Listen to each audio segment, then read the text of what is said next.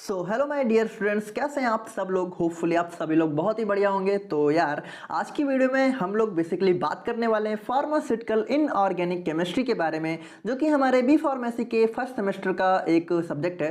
तो यार basically pharmaceutical inorganic chemistry के बारे में जानने से पहले हम लोग जान लेते हैं कि फार्मास्यूटिकल केमिस्ट्री क्या है। अब यहाँ पर केमिस्ट्री तो यार आप सबने सुनी रखा होगा, ठीक है। तो यहाँ पर फार्मास्यूटिकल केमिस्ट्री क्या है। तो फार्मास्यूटिकल केमिस्ट्री में यहाँ पर फार्मास्यूटिकल वर्ड क्यों लगा है, ठीक है। तो यहाँ पर आपको बता दो कि फार्मास्यूटिकल मतलब फार्मेसी, ठीक है। तो यहाँ पर हम लोग जो केमिस्ट्री फार्मेसी के अंदर पढ़ने वाले हैं, मतलब यहाँ पर फार्मेसी के अंदर केमिस्ट्री का जो भी रोल होने वाला है, ठीक है। यहाँ पर उसकी ड्रग्स की सिंथेसिस, यहाँ पर मतलब कुल मिलाकर हम लोग जो मेडिसिन बनाने के लिए जो भी केमिस्ट्री का यूज करने वाले हैं, तो वो सभी कुछ हम लोग यहाँ पर फार्मास्यूटिकल केमिस्ट्री में देखने वाले हैं। बाकी यहाँ पर आप डेफिनेशन बाकी आप देख सकते हैं।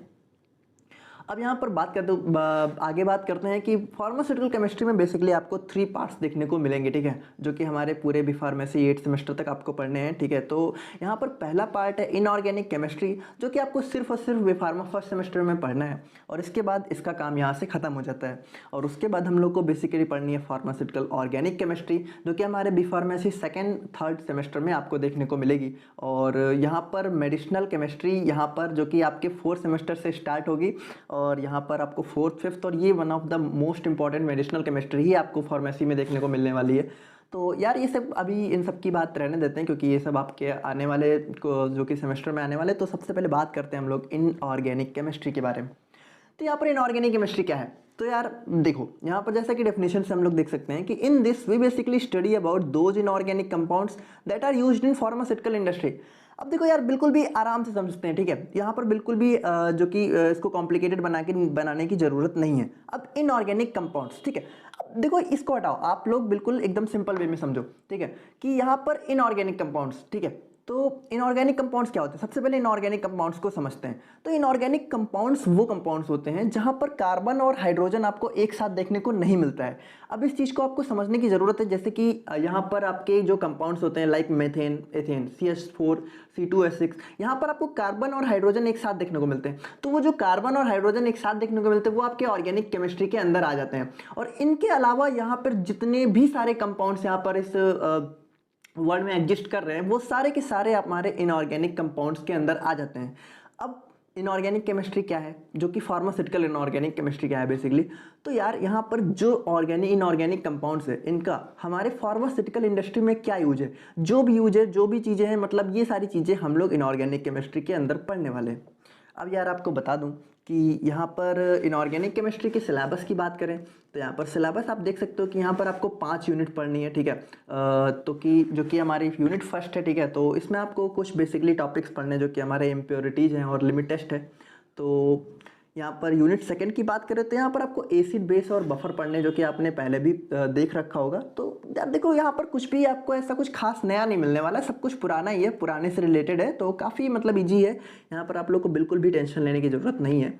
और यहाँ पर इलेक्ट्रोलाइट्स और कुछ डेंटल प्रोडक्ट्स यहाँ पर फार्मेसी में देखने को मिलने वाले हैं। अब यहाँ पर बात करें यूनिट 3, यूनिट 4 और यूनिट 5 की, तो उसका भी यार सिलेबस आप देख सकते हो, जैसा कि गैस्ट्रोइंटेस्टाइनल एजेंट्स, जो कि हमारे गैस्ट्रिक एसिड से रिलेटेड होते हैं, ठीक है। तो यहाँ पर आपको ये सारी चीज़ें पढ़नी है। और उसके बाद यूनिट 4 में आपको कुछ मिसलेनियस कंपाउंड्स पढ़ने हैं। और यूनिट 5 में आपको रेडियो फार्मास्यूटिकल्स, मतलब जो कि रेडियो एक्टिविटी, जो कि हमारे अल्फ़ा बीटा और गामा कंपाउंड्स जो भी होते हैं, ये सारी मतलब फार्मास्यूटिकल्स में जो भी रेडिएशंस, तो ये सारी चीज़ें आपको यहाँ पर रेडियो फार्मास्यूटिकल्स में पढ़नी है। तो यार अब बेसिकली आप समझ गए होंगे कि यहाँ पर आपको इनऑर्गेनिक केमिस्ट्री में पढ़ना क्या क्या है। तो जैसा कि हम लोग बात कर रहे थे फार्माकोपिया के बारे में।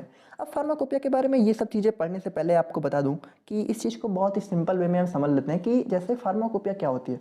फार्माकोपिया होती है हमारी एक रेफरेंस बुक, जो कि हमारे मेडिकल की, मतलब जो भी हमारी मेडिसिन होती हैं, ड्रग्स होती हैं, उनकी एक रेफरेंस बुक होती है। अब इस चीज़ को आप कैसे समझ सकते हैं, जैसे कि जो भी हमारे रिलीजन्स होते हैं, ठीक है। रेफरेंस बुक क्या होती है, रेफरेंस बुक वो बुक होती है जिसके हिसाब से, मतलब अगर रेफरेंस बुक के हिसाब से चीज़ें हैं तो वो सही हैं, अगर उस बुक के हिसाब से चीज़ें नहीं हैं तो वो गलत है।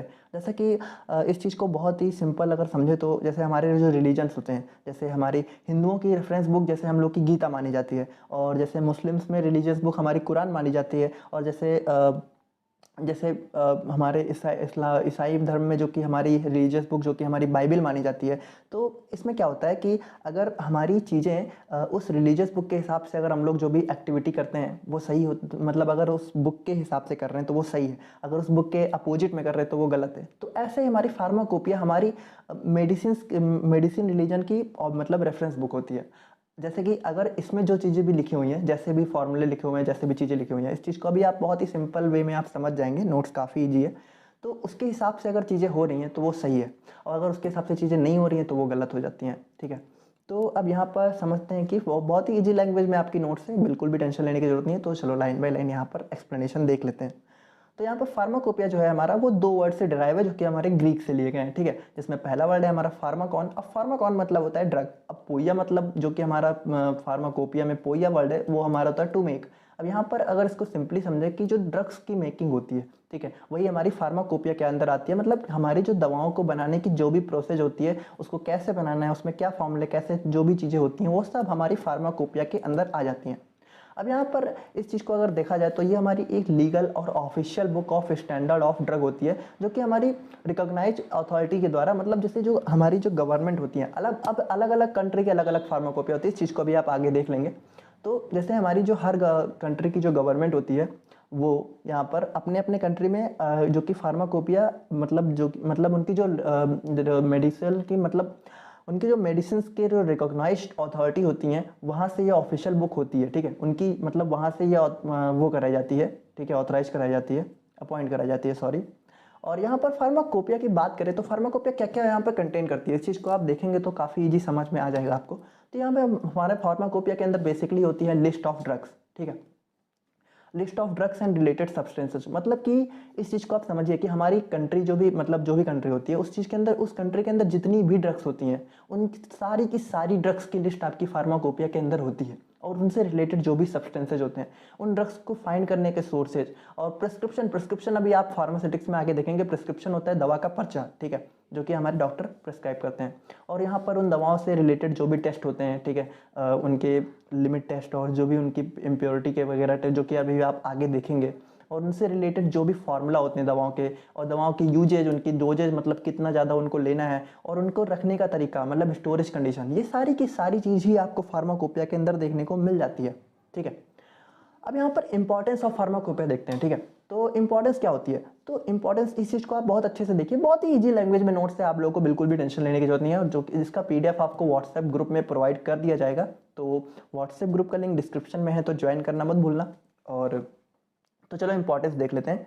तो इंपॉर्टेंस यहाँ पर जैसे कि आप देख सकते हैं, to maintain uniformity and control standard of drugs available in the market. मतलब यहाँ पर क्या कि यूनिफॉर्मिटी मतलब क्या होता है, यूनिफॉर्मिटी मतलब होता है कि एक समानता। एक समानता मतलब कि जैसे कि जो हमारी जैसा कि आप जानते होंगे कि जो दवाएं होती हैं हमारी, ठीक है, जैसे कि हमारी जो भी हमारी मेडिसिन होती हैं, ठीक है, तो वो मेडिसिन हमारी अलग अलग मतलब सेम मेडिसिन हमारी अलग अलग कंपनी के द्वारा, मतलब अलग अलग कंपनी के थ्रू यहाँ पर जो भी बनाई जाती है। जैसे कि हमारी कुछ फेमस कंपनी का नाम ले ले तो जैसे हमारा सिप्ला हो गया, ठीक है, हमारा मैनकाइंड हो गया, ठीक है, और हमारा एबॉट हो गया। ठीक है, तो जैसे कि अब एक ही मेडिसिन है, वो ये तीनों कंपनियां बना रही हैं। अब तीनों के फॉर्मूले सेम होने चाहिए। ठीक है, तीनों के फॉर्मूले जो हैं वो सेम होने चाहिए, वो यूनिफॉर्म होने, ऐसा नहीं होना चाहिए कि मेडिसिन जो कि हमारी सिप्ला बना रही है वो अलग है, और मैनकाइंड बना रही है वो अलग है, और एबॉट बना रही है वो अलग है। ऐसा नहीं होना चाहिए। तो इस चीज़ को हमारा कौन देखता है, इस चीज़ को हमारी फार्माकोपिया देखती है। मतलब ये मेडिसिन को बना तो अलग अलग कंपनियां रही हैं, लेकिन ये बना रही हैं फार्माकोपिया के, मतलब फार्माकोपिया के थ्रू। तो फार्माकोपिया एक ही है इन तीनों की। ठीक है, और इसी के जब ये तीनों कंपनियां एक ही फार्माकोपिया से मेडिसिन को प्रिस्क्राइब करेंगी, तो बस कंपनियां अलग हैं लेकिन वो दवा तो सेम ही होगी। और इसी वजह से उसका जो कि मतलब जैसे control standard of drugs available in the market, तो जो उनका मार्केट में मतलब जो स्टैंडर्ड होगा वो भी बरकरार रहेगा। ठीक है, ऐसा नहीं होगा कि किसी कंपनी की दवा खराब आ रही है, किसी की मतलब सही है, ऐसा नहीं होना चाहिए। तो इस चीज़ को हमारी फार्माकोपिया मेंटेन करती है, इंपॉर्टेंट है यहाँ पर। अब यहाँ पर अवॉइड अडल्ट्रेटेड ड्रग्स। अब अडल्ट्रेटेड ड्रग्स क्या होती है, अडल्ट्रेटेड मतलब होता है अडल्ट्रेटेड। ठीक है, तो यहाँ पर अडल्ट्रेशन का मतलब क्या होता है, तो अडल्ट्रेशन का मतलब होता है यहाँ पर मिलावट। ठीक है, एकदम सिंपल, यहाँ पर बहुत सिंपल लैंग्वेज में आपको समझा रहा हूँ। अडल्ट्रेशन का मतलब होता है मिलावट। अब जैसे आप देखते हैं कि हमारा जो दूध होता है, दूध में पानी की मिलावट होती है, तो उस चीज़ में ऐसे ही दवाओं में हमारी जो मिलावट है, तो वो मिलावट ना हो। ठीक है, इस चीज़ को फार्माकोपिया देखती है। ठीक है। और यहाँ पर complete information of drugs and doses form. अब जैसे जो कि हमारी फार्माकोपिया होती है, जो भी हमारी फार्माकोपिया होती है, उसके अंदर आपको दवाओं की कंप्लीट इन्फॉर्मेशन देखने को मिल जाती है। ठीक है, यहाँ पर आपको दवाओं से रिलेटेड, जैसे किसी का मान लीजिए किसी को कुछ नहीं पता है, ठीक है, दवाओं से रिलेटेड, तो वो फार्माकोपिया में देख के पता कर सकता है। और वहाँ पर दवाओं की कितनी डोजेज फॉर्म है, वो सारी की सारी चीज़ें आपके फार्माकोपिया में पता चल जाती हैं। अब यहाँ पर reference for laboratory, industry and academic institution, जैसे कि मैंने आपको पहले बताया कि जैसे हमारी जो भी कंपनियां होती हैं, इंडस्ट्री वगैरह जो भी दवाओं की होती है, तो वहाँ पे फार्माकोपिया उनके लिए एक रेफरेंस का काम करती है। मतलब सारी की सारी इंडस्ट्रियाँ दवा बनाने के लिए रेफरेंस फार्माकोपिया को लेते हैं। तो होपफुली बहुत ही इजी तरीके से आपको समझ में आ गया होगा। अब फार्माकोपिया यहाँ पे डिफरेंट कंट्रीज़ की देख लेते हैं। तो यहाँ पर आप जैसे जानते हैं इंडियन फार्माकोपिया, ब्रिटिश मतलब ब्रिटेन की pharmacopoeia, British pharmacopoeia, US, European, ये चीज़ आप देख सकते हैं। अलग अलग सिटी मतलब कंट्रीज़ की अलग अलग फार्माकोपिया है। और यहाँ पर अब जो है हमारा जो सेकंड टॉप मतलब फार्माकोपिया में देखें तो इंडियन फार्माकोपिया पे अब हम लोग बेसिकली आते हैं, जो कि हमारे इंडिया की जो भी फार्माकोपिया है। तो यार हमारी इंडियन फार्माकोपिया जैसा कि आप देख रहे हैं, तो इंडियन फार्माकोपिया को बनाती है हमारी इंडियन फार्माकोपिया कमीशन। ठीक है, तो इंडियन फार्माकोपिया कमीशन क्या होती है? अब Indian pharmacopoeia commission is an autonomous institution of ministry of health and family welfare which sets standard for all the drugs that are manufactured, sold and consumed in India. अब इस चीज़ को समझते हैं क्या? तो यहाँ पर हमारी जो इंडियन फार्माकोपिया है वो हमारी एक मतलब एक संस्था है, समझ सकते हैं आप, संस्था है जो कि हमारी जितनी भी ड्रग्स जो कि हमारे इंडिया में मैन्युफैक्चर होती हैं, बिकती हैं और इंडिया मतलब इंडियंस के द्वारा कंज्यूम की जाती है यानी ली जाती हैं, वो सारी की सारी चीज़ों का स्टैंडर्ड जो भी कंट्रोल होता है, ठीक है, वो हमारा इंडियन फार्माकोपिया कमीशन देखता है। अब यहाँ पर इंडियन फार्माकोपिया पे आते हैं। तो इंडियन फार्माकोपिया क्या होती है? तो ये हमारी इंडिया की वो ऑफिशियल बुक है जो ड्रग्स को डिफाइन, जो उनकी आइडेंटिटी यानी उनकी पहचान, उनकी प्योरिटी, उनकी स्ट्रेंथ और उनके इम्पोर्ट मतलब कि जो कि हमारी ड्रग्स का मतलब भेजना, ठीक है, जो कि हमारे ड्रग्स को जब सोल्ड के लिए भेजा जाता है और उसके बाद मैन्युफैक्चर यानी उनका बनाना और फॉर सेल, ठीक है, stocked and distributed in India यानी कि बेचने के लिए, रखने के लिए और डिस्ट्रीब्यूट मतलब अलग अलग जगह पहुंचाने के लिए हमारे इंडिया में। तो जो भी हमारी ऑफिशियल बुक होती है तो उसमें ये सारी चीज़ें दिखाई जाती हैं। मतलब मैंने फार्माकोपिया को पहले एक्सप्लेन कर दिया है, आप समझ गए होंगे। अब यहाँ पर Indian pharmacopoeia publish by IPC. IPC मतलब इंडियन फार्माकोपिया कमीशन, ठीक है, आईपीसी मतलब इंडियन फार्माकोपिया कमीशन। अब यहाँ पर आप देख सकते हैं कि इसके बाद इंडियन फार्माकोपिया के बारे में थोड़ी बहुत इन्फॉर्मेशन यहाँ पर आपको देखने को मिल रही है। जैसा कि हमारे इंडियन फार्माकोपिया जो कि उसका हेड ऑफिस है हमारे गाजियाबाद यूपी में, ठीक है। और यहाँ पर Indian pharmacopoeia published by NISCR, मतलब इसका फुल फॉर्म आप यहाँ पर देख सकते हैं, national institute of science commerce and communication and information resources.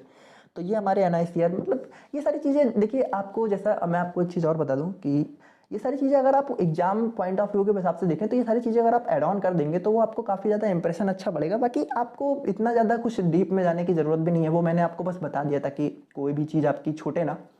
और यहाँ पर हिस्ट्री ऑफ इंडियन फार्माकोपिया की बात करें तो यहाँ पर जैसे मैंने शॉर्ट में आपको बता दिया है कि अब देखिए मैं आपको एक चीज़ और बता दूँ कि यहाँ पर फार्माकोपिया का डिटेल लेक्चर हम लोग फार्मास्यूटिक्स में देखने वाले हैं, ठीक है।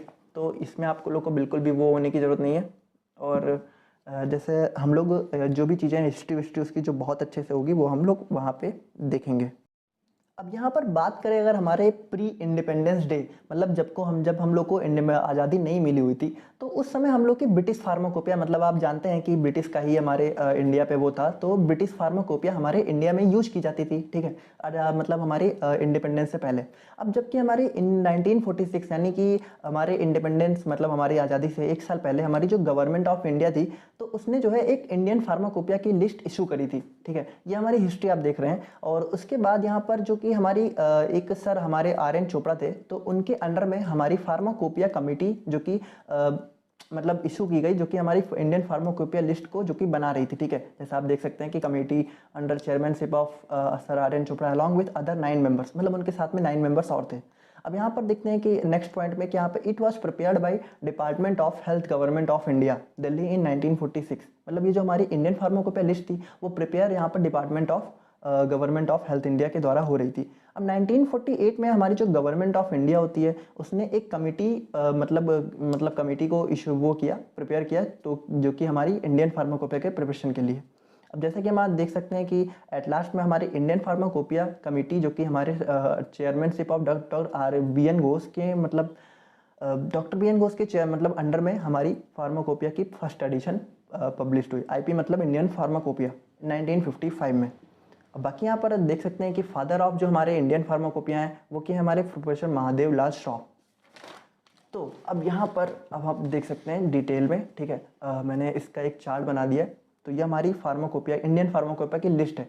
अब यहाँ पर बता दूं आपको कि जैसे हमारी इंडियन फार्माकोपिया है तो वो जैसे इसमें चेंजेस होते रहते हैं ना, हर साल जैसे कुछ नई दवा ऐड होती हैं, कुछ दवा मतलब ऐड होती हैं, कुछ माइनस होती हैं। तो उन सारी चीज़ों का जो भी चेंजेस होता रहता है तो वो हमारी एडिशंस मतलब चेंज हुआ करती हैं। तो हमारी जो first edition of Indian pharmacopoeia थी वो 1955 में जो कि हमारी रिलीज हुई थी।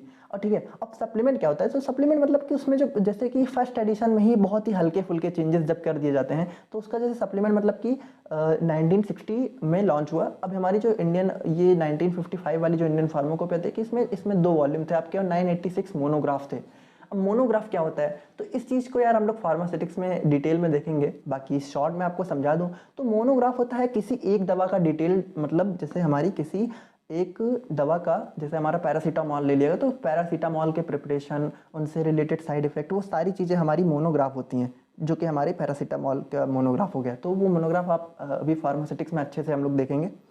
बाकी यहाँ पर बात करें सेकेंड एडिशन की तो वो आप देख सकते हैं। अब यहाँ पर यार इस चीज़ को मैं आपको बार बार तो एक्सप्लेन क्या करूँ, बाकी आप समझ के होंगे और इस चार्ट को आप देख सकते हैं काफ़ी अच्छे से। तो हमारी फार्माकोपिया की बेसिकली बात करें तो अभी तक हमारे इंडियन फार्माकोपिया में टोटल 8 एडिशन पब्लिश हो चुके हैं और जो हमारा रिसेंट पब्लिकेशन वो हमारा 2018 में जो कि हमारा लास्ट पब्लिकेशन इशू हुआ था, ठीक है। तो जैसा आप देख सकते हैं कि इसमें एडेंडम मतलब उसमें भी जो है मतलब हमारा जो मॉडिफाइड वर्जन था वो उसका वो 2019 में आया था जिसमें हमारे 220 मोनोग्राफ थे। तो भाई तो जैसा कि अब बात कर लेते हैं कि ये सारी चीज़ें आपको व्हाट्सएप ग्रुप में प्रोवाइड हो जाएंगी, जो भी हमारा इसका नोट्स वगैरह का वो है। बाकी इसमें अगर आपको कोई चीज़ अभी नहीं समझ में आ रही है तो उसको आप कमेंट करके पूछ सकते हैं। बाकी इसमें कुछ ऐसा है नहीं, मैंने बहुत ही सिंपल वे में इसका चार्ट बना दिया है। जैसा आप देख सकते हैं first edition 1955, second edition 1966 and ऐसे ही आप देख सकते हैं कि हमारे ये सारे ऐसे प्रोवाइड हुए हैं। तो यहाँ पर हम लोग देखने वाले हैं कि इम्प्योरिटी जो कि हमारे मेडिसिन और ड्रग सब्सटेंसेज में कैसे एंटर कर जाती हैं और कैसे उनको हम लोग रिमूव करते हैं। तो यहाँ पर तो हम लोग बेसिकली देखने वाले हैं, आप जान गए होंगे कि, लेकिन अगर इसका एक बेसिक एग्जांपल आप लोग को डेली लाइफ में दूँ तो जैसा आप लोग जानते हैं कि हम लोग जो भी पानी पीते हैं तो आजकल के पानी में कितनी सारी इम्प्योरिटीज आ गई हैं और उसको रिमूव करने के लिए हम लोग वाटर प्योरीफायर्स का यूज करते हैं। तो उसी तरह की इम्प्योरिटीज हमारी ड्रग सब्सटेंसेज में भी एंटर कर जाती हैं, जिसको दूर करने के लिए हम लोग बहुत सारी प्रोसेस और मतलब मेथड्स का यूज़ करते हैं। तो वो सारी चीज़ें आज के वीडियो में हम लोग देखने वाले हैं। तो इम्प्योरिटीज से रिलेटेड आपके जितने भी डाउट हैं वो आज की वीडियो में क्लियर हो जाएंगे, बस वीडियो को पूरा देखना। तो जैसा चलो शुरू करते हैं। तो इम्प्योरिटी क्या होता है? Impurity is any material that affect the purity of material of interest. मतलब जैसे हमारी जो दवाएं होती हैं, मटेरियल हमारे इंटरेस्ट का क्या है, वो हमारी दवाएं हैं, ठीक है। तो इम्प्योरिटी जो कि इम्प्योरिटी एनी मटेरियल होती है, मतलब इम्प्योरिटी कोई भी मटेरियल हो सकती है जो कि हमारे दवाओं को, उसकी प्योरिटी को अफेक्ट करती है। जैसे हमारी दवाओं में एंटर करके और उसकी प्योरिटी को कम कर देती है, ज़्यादा कर देती है, मतलब ज़्यादा क्या ही करती है, कम कर देती है। अब प्रेजेंस ऑफ इम्प्योरिटी से क्या क्या हो सकता है? मतलब इम्प्योरिटी अगर हमारी दवाओं में एंटर कर गई तो उससे क्या क्या हम लोग को मतलब फ़ायदे या नुकसान, फ़ायदे तो नहीं होते हैं, बेसिकली नुकसान देखने को मिलते हैं। तो जैसा हम देख सकते हैं कि प्रोड्यूस टॉक्सिक इफेक्ट। तो टॉक्सिक इफेक्ट क्या होता है कि जैसे दवाओं को, जैसे कोई दवा हमने खाई तो उस चीज़ को, जिस चीज़ के लिए हमने खाया उस चीज़ को कम करने के बजाय उसने और बढ़ा दिया, ठीक है, या फिर उसमें बहुत और सा मतलब कोई नई बीमारी हमारे अंदर आ गई। तो ये मतलब काफ़ी सारे टॉक्सिक इफेक्ट्स हो सकते हैं अगर हमारी मेडिसिन या फिर ड्रग में इम्प्योरिटी है। अब इसके अलावा हमारी इम्प्योरिटी से हमारी जो फार्मास्यूटिकल दवाएं मतलब सब्सटेंसेज होती हैं जो कि हमारी ड्रग्स होती हैं उनकी स्ट्रेंथ भी कम हो जाती है। यानी कि जो दवाओं का जो भी इफेक्ट होता है वो कम हो जाता है, जिस चीज़ जितना इफेक्ट उसको करना चाहिए था उतना वो नहीं करती है, उससे कम करती है।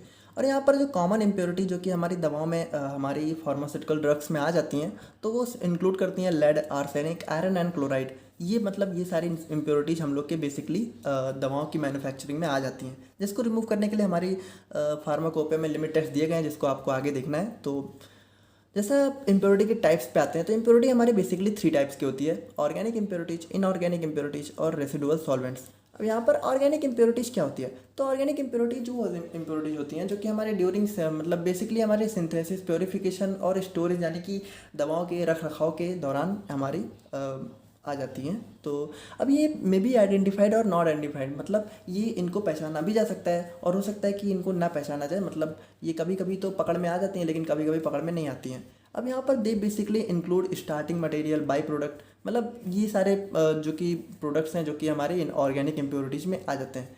अब एक बात आपको बता दूं कि बिल्कुल भी आप लोगों को एकदम नोट्स कॉपी करने की ज़रूरत नहीं है। ये चीज़ मैंने आपकी नोट्स की क्वालिटी के लिए लिख दी है, बाकी आप अपने हिसाब से जो इसमें लिख सकते हैं। इसमें इतना कुछ कॉपी एकदम आप लोगों को कॉपी नहीं करना है, ठीक है। और यहाँ पर इनऑर्गेनिक इम्प्योरिटीज़ की बात करें तो ये बेसिकली मैन्युफैक्चरिंग प्रोसेस में हम लोग के आ जाती है और ये जनरली आइडेंटिफाइड होती है। तो इनको आसानी से पहचाना जा सकता है और ये आप देख सकते हैं कि ये क्या क्या इंक्लूड करते हैं। अब यहाँ पर थर्ड टाइप में आ जाते हैं तो ये होता है रेसिडुअल सॉल्वेंट्स। अब सॉल्वेंट्स को पहले देख लेते हैं सॉल्वेंट्स क्या होते हैं। तो सॉल्वेंट्स जैसा कि हम लोग की जो लिक्विड डोजेज फॉर्म होती हैं, जैसा हमारा सिरप हो गया, तो सिरप आप जानते हैं कि ये लिक्विड डोजेज फॉर्म होती है हमारी दवाओं की। तो जो लिक्विड सिरप को बनाने के लिए जो भी हम लोग यूज करते हैं उसको सॉल्वेंट्स कहते हैं। मतलब सिरप को प्रिपेयर करने के लिए हम लोग जो चीज़ें यूज करते हैं दवाओं में उसको सॉल्वेंट्स बोलते हैं। यहाँ मतलब दवाओं में सॉल्वेंट्स, वैसे तो सॉल्यूट सॉल्वेंट आप जानते होंगे, बट यहाँ पर सॉल्वेंट्स में यहाँ पर ड्रग्स में बात कर रहा हूँ। तो ऐसा भी हो सकता है ना कि हम लोग जो सिरप बनाने के लिए जो भी सॉल्वेंट्स यूज कर रहे हैं तो उसमें कुछ इम्प्योरिटी हो, तो वो इम्प्योरिटी हमारे सिरप में भी फाइनली इंटर कर जाएगी। तो ये होती है हमारी रेसिडुअल सॉल्वेंट्स। अब यहाँ पर हम बेसिकली बात करें हमारे सोर्सेज ऑफ इम्प्योरिटीज़ के बारे में। तो सोर्सेज ऑफ इम्प्योरिटीज़ में बेसिकली आप देख सकते हैं कि इसको अभी डिटेल में देख लेंगे, बाकी अभी यहाँ पे नाम देख लेते हैं। जैसे हमारा रॉ मटेरियल हो गया, रीजेंट हो गया, मेथड हो गया, सॉल्वेंट्स हो गया, और यहाँ पर एटमॉस्फेरिक कंटामिनेशन हो गया, और रिएक्शन विथ वेसल, और पैकेजिंग एरर, और स्टोरेज कंडीशन। तो ये बेसिकली कुछ हमारे सोर्सेज होते हैं जिनके थ्रू इम्प्योरिटीज़ हमारी फार्मास्यूटिकल सब्सटेंस में इंटर कर जाती है। तो चलो एक एक करके अब इनको देख लेते हैं। और यहाँ पर रॉ मटेरियल, जैसे रॉ मटेरियल की बात करें तो रॉ मटेरियल क्या होता है कि कभी कभी जो हमारी रॉ मटेरियल क्या होता है, सबसे पहले इसको समझ लेते हैं। तो रॉ मटेरियल वो मटेरियल होता है जो कि हमारे दवाओं की मैन्युफैक्चरिंग में जो सबसे पहले यूज़ किया जाता है। जैसे कि हमारी अब जैसे दवाओं की जो भी मैन्युफैक्चरिंग करनी है उसके लिए जो सबसे पहले जो मतलब सबसे पहला मटेरियल जो यूज़ किया जाता है, ठीक है, वो रॉ मटेरियल होता है। रॉ मटेरियल मतलब कच्चा पदार्थ, जैसे आप समझ सकते हैं ना कि तो जैसे हम लोग चाय बनाए, ठीक है, तो चाय बनाने के लिए बेसिक हम लोग सबसे पहले क्या लेते हैं, हम लोग दूध लेते हैं, ठीक है, मिल्क। तो वो हमारा रॉ मटेरियल हो गया चाय में, ठीक है। मिल्क टी में हमारा मिल्क रॉ मटेरियल हो गया। इसी तरीके से हमारे दवाओं को प्रिपेयर करने में हमारे रॉ मटेरियल्स, अब रॉ मटेरियल्स में ही अगर इम्प्योरिटी आ गई, यानी कि जो हमारा स्टार्टिंग मटेरियल है अगर उसी में हमारी इम्प्योरिटी इंटर कर गई तो फिर दवाएं तो हमारी एट लास्ट में मतलब इम्प्योरिटी से हो ही जाएंगी। तो यहाँ पर देख सकते हैं जैसे कि इम्प्योरिटीज फ्रॉम रॉ मटेरियल्स में be carried through manufacturing process and contaminate the final product. जैसे कि अब इसमें एक बेसिक एग्जांपल देखें तो हमारा जो रॉक सॉल्ट होता है, हमारा NaCl मतलब हमारा जो सोडियम क्लोराइड नमक होता है वो हमारा रॉक सॉल्ट से प्रोवाइड किया जाता है। अब रॉक सॉल्ट हमारा CaSO4 यानी कि कैल्शियम सल्फेट और MgCl2 यानी मैग्नीशियम क्लोराइड कंटेन करता है। अब जो हमारा NaCl यानी कि जो भी हमारा नमक है जो कि हमारा रॉक सॉल्ट से प्रिपेयर किया गया है, तो वो यहाँ पर जो कि कैल्शियम और मैग्नीशियम के ट्रेसेज यानी कि उनके मतलब कुछ अमाउंट यहाँ पर कैल्शियम और मैग्नीशियम का हमारे NaCl में इंटर कर सकता है, जो कि हमारे इम्प्योरिटीज़ के फॉर्म में इंटर कर जाता है। तो इसको मतलब काफ़ी ध्यान देने की ज़रूरत होती है यहाँ पे। और जहाँ पर दूसरा टाइप अगर देखें तो रीजेंट यूज, ठीक है। तो रीजेंट यूज मतलब इसमें जैसे हम लोग जो भी दवाओं को बनाने के दौरान बनाने के ड्यूरिंग में हम लोग जो भी रीजेंट्स यूज करते हैं, ठीक है, तो अगर उनको हम लोग कंप्लीट मतलब जैसे हम लोग दवाओं को बना रहे हैं तो उसमें हम लोग कई सारे रीजेंट्स यूज करते हैं, तो उसको हम लोग का जो फाइनल प्रोडक्ट प्रिपेयर होता है तो उसके मतलब फाइनल प्रोडक्ट के प्रिपरेशन के बाद उसको रिमूव करना बहुत इंपॉर्टेंट हो जाता है। अब जैसे अगर वो रिमूव नहीं हुआ तो वो हमारे इम्प्योरिटी के फॉर्म में फाइनल प्रोडक्ट में एंटर कर जाता है। जैसे यहाँ पर एग्जांपल में देखें तो HgCl2 + 2NH4OH, तो इससे हमारा NH2HgCl + NH4Cl, मतलब इसको यहाँ पर सिंपली देखें तो जो हमारा अमोनिएटेड क्लोराइड होता है NH2HgCl, वो हमारा जब हम लोग मतलब अमोनिएटेड क्लोराइड बनाते हैं तो वो हमारा अमोनियम हाइड्रोक्साइड कंटेन करता है। अब अगर ये अमोनियम हाइड्रोक्साइड हम लोग फाइनली वाटर से वॉशिंग के बाद अगर ये रिमूव नहीं होता है तो ये हम लोग का जो फाइनल प्रोडक्ट बन रहा है उसको कंटामिनेट यानी उसको इम्प्योरीफाई कर सकता है। तो यहाँ पर जो हमारा थर्ड पॉइंट आता है सोर्सेज ऑफ इम्प्योरिटीज़ में, वो हमारी आती है मेथड और प्रोसेस। अब इसको बहुत ही सिंपल लैंग्वेज में अगर समझें तो जैसा कि हम लोग जानते हैं कि जो दवाओं की प्रोसेसिंग होती है, जो कि उनकी मैन्युफैक्चरिंग प्रोसेस होती है, तो उसमें कई सारी स्टेप मतलब जैसे एक स्टेप के बाद दूसरी स्टेप के बाद तीसरी स्टेप, जैसे multiple step synthesis process use होती है।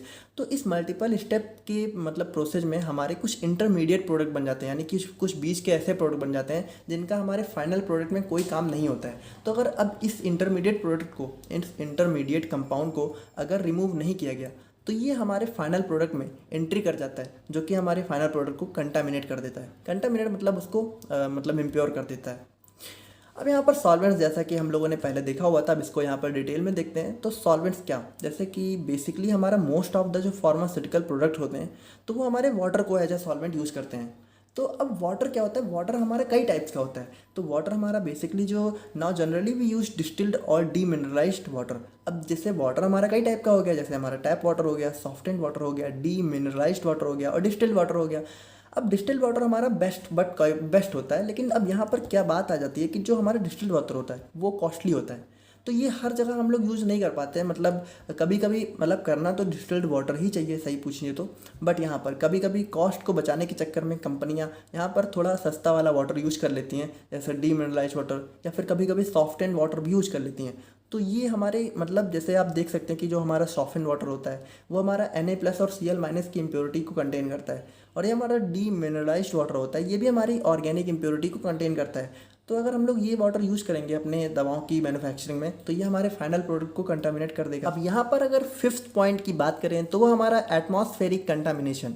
अब एटमॉस्फेरिक कंटामिनेशन क्या है, इस चीज़ को बहुत ही आसानी से समझते हैं। जैसा कि आप लोग जानते हैं कि जो हमारी इंडस्ट्री होती है फार्मास्यूटिकल, वो आप लोगों ने देखी होगी कि हमारे जैसे जो हमारा काफ़ी ज़्यादा जो हमारी आबादी वाला एरिया होता है वहाँ पर कभी आपने कोई इंडस्ट्री नहीं देखी होगी। इंडस्ट्री हमेशा एक अलग मतलब शांत एरिया में लगाई जाती है। तो ऐसा क्यों हो जाता है, ऐसा इसलिए किया जाता है क्योंकि जो हमारी मतलब हमारा जो एरिया होता है, क्राउडेड एरिया होता है, वहाँ पर हमारा जो एटमॉस्फेयर होता है वो काफ़ी कंटामिनेटेड होता है। तो हमारी जो इंडस्ट्री होती है तो उसके अंदर ही हमारी दवाएँ मैन्युफैक्चर हो रही होती हैं। तो जो हमारा एटमॉस्फेयर होता है वो काफ़ी सारे डस्ट पार्टिकल और हार्मफुल गैसेज को कंटेन करता है। तो इसीलिए हमारी जो इंडस्ट्रियाँ होती हैं वो ज़्यादातर एक काफ़ी अलग एरिया में मतलब उनको किया जाता है, ताकि जो हमारी जो एटमॉस्फेयर की जो भी डस्ट पार्टिकल हैं, जो भी हार्मफुल गैसेज हैं, वो हमारी दवाओं को, वो हमारी ड्रग सब्सटेंसेज को कंटामिनेट ना कर सकें।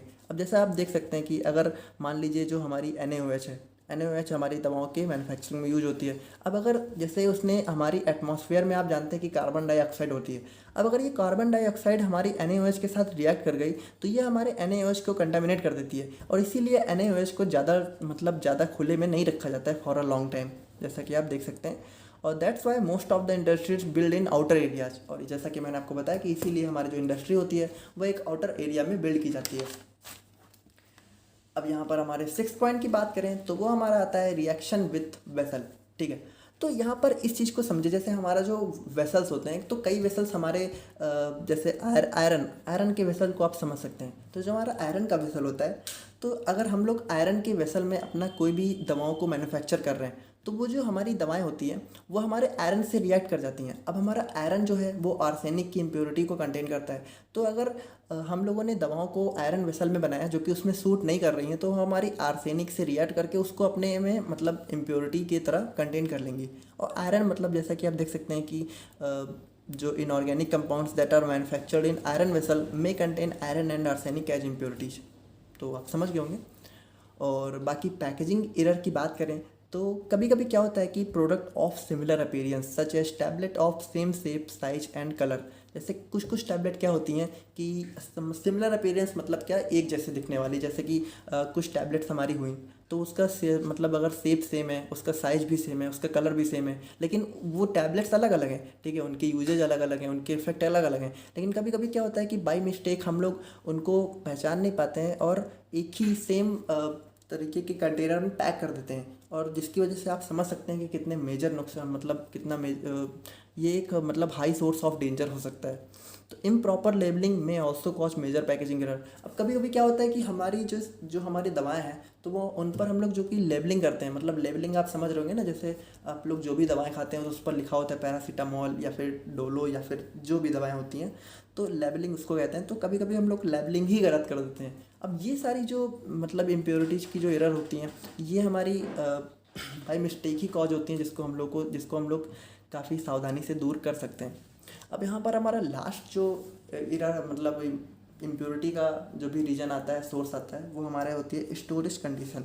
अब स्टोरेज कंडीशन क्या होती है, तो स्टोरेज कंडीशन मतलब हमारी जो दवाओं की रखने की कंडीशन। अब यहाँ पर कुछ प्रोडक्ट जैसे आप समझ सकते हैं, after preparation of final product it should be stored in appropriate container.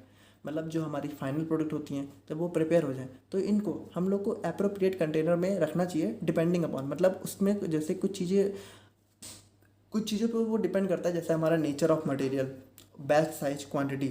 Generally materials like plastic, iron, stainless steel and aluminiums are used for storage.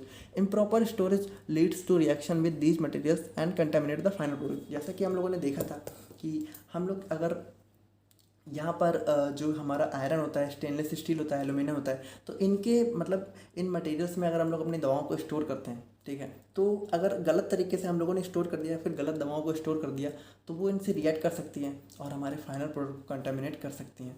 तो यहाँ पर होपफुली आपको जो कि समझ में आ गया होगा। I know you told your